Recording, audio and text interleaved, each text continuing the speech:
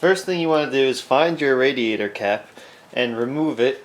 Make sure that the car is cold when you take off the cap, otherwise you can all the hot coolant can burst up in your face.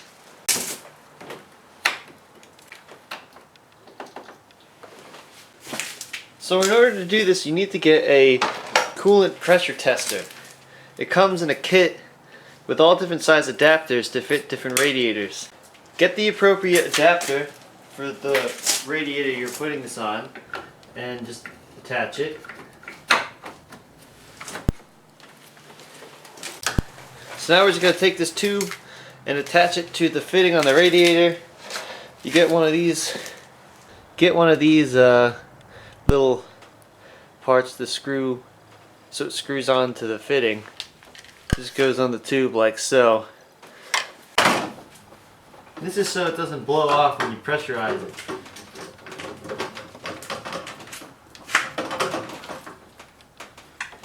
So put the tube on, now we're going to screw the fitting on.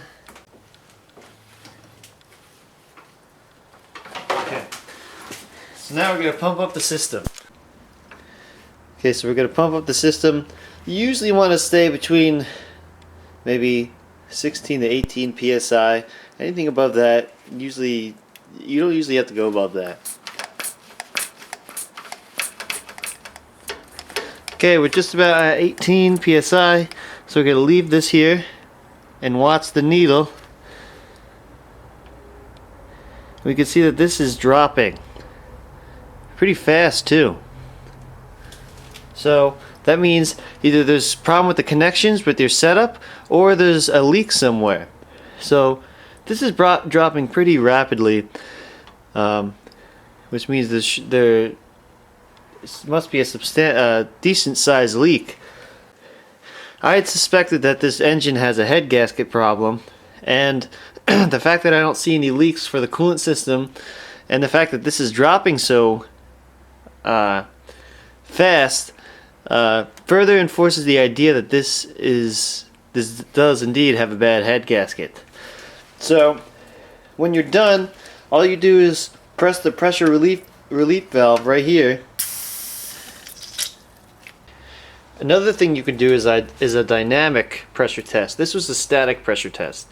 So what we can do is put the gauge on the system, leave it at 0, and then start the engine and watch the pressure build up.